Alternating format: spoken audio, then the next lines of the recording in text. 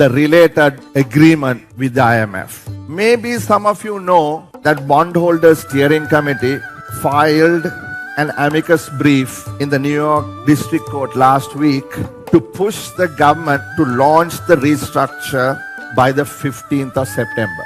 This goes to show the complexity of the transaction. A, we got the official creditor committee agreement reached but not signed. It has a bunch of clawback clauses.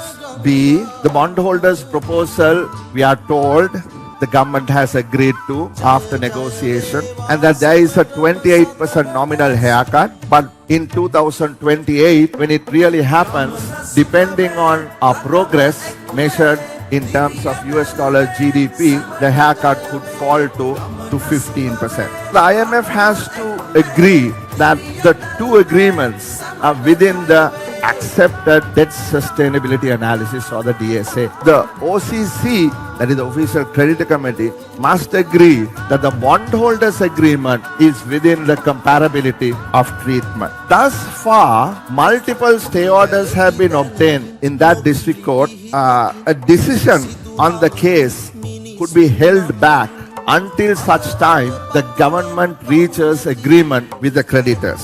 These are friendly interventions to give the government time to agree.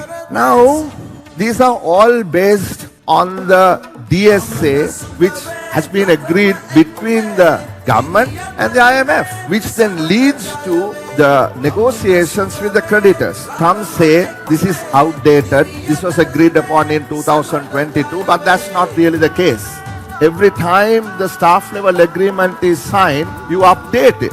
But those updates thus far have not made any significant changes to the parameters of debt to GDP, of the gross finance limits, the amount of foreign debt that we could go into year on year, and the gap that need to be closed by the restructure.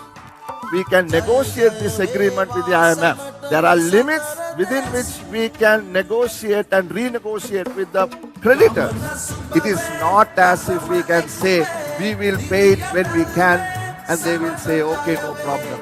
That's not how the world works, right? Samut Jayak, Samagi Ratak, Sadhan Sajith.